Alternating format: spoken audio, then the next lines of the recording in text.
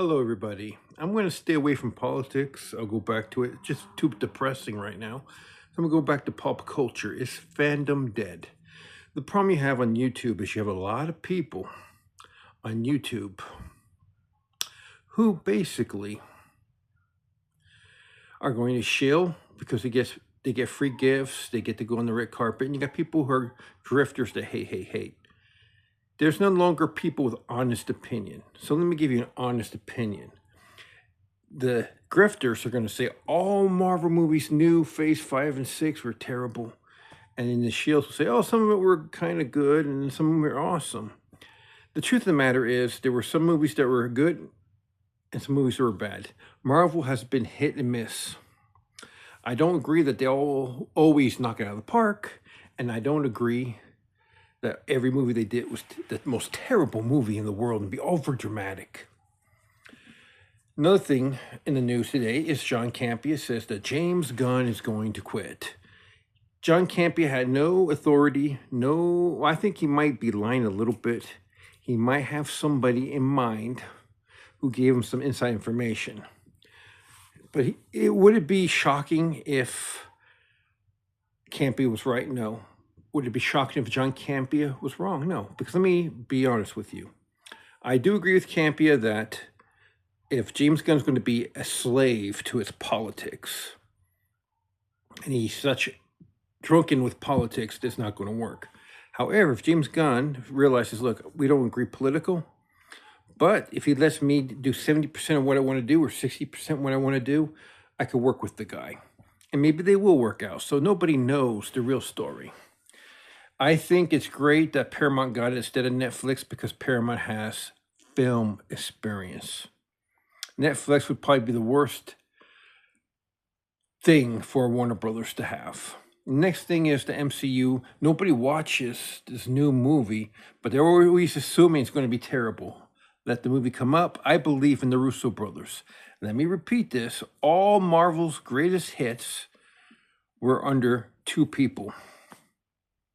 Josh Whedon, yeah, he may be a prick, and the Russo brothers did a fantastic job and made billions and billions of dollars. Are there always going to be people who are going to complain? Yeah. But their best movies were under Josh Whedon and the Russo brothers. Now let's get moving to James Gunn again. I think that it wouldn't shock me if he stayed until the merger happens and he leaves. If he's drunken with politics and he's always drunk on politics and that's his whole life, then I will agree with John Campea, he's going to leave. But if he's willing to work it out and realize, hey, I'm going to leave politics behind, maybe we could do some politics here and there, he might stay with Warner Brothers and a new regime at Paramount. But it depends if they're willing to work together and if James Gunn is not drunk on politics. That's the problem with America. America is so assumed with these fake people. George Carlin was right. Brief politic rant. The powers of these countries, the Republican Democrats, they don't love the Americans, and they never will. The real owners are pedophiles who run this country. They're the owners, they're the sultans, they're the kings, they're the princess, they're the prince, they're the presidents, they're the corporation overlords. They rule this country.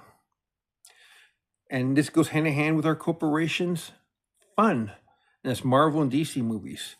I think they can do a good job. They're going to be hit and miss forever. I think the people who are drifters saying everything is awful are lying to you, and all the shills saying everything is great is lying to you. The truth is you're going to have hit and misses from both Marvel and DC movies. Is fandom dead? Yes and no. Fandoms are going to get what they want, and then they're going to get things they don't want. Now, let's talk about Star Wars. That's probably the most toxic situation. Kennedy leaving. Oh, Miss Kennedy left. I think some things will change and some things will not. Kennedy's going to put her people there. And it's sad because Star Wars had great novels, fantastic novels, and they could adopt it. Even Star Trek, dropping the ball. They had some good novels too, and they're dropping the ball because they want to create stuff. And there's nothing wrong with representing wokeness in the sense of fair play. But when you start preaching to people, oh, you're evil, that's when it goes straight. Now, Star Trek has an excuse. It's been woke since 1960s. So is fandom dead? No, but you're not going to always get what you want. You're going to get 50%, maybe 60, in the low end, 40% what you want. But you're going to get some hits and you're going to get some misses.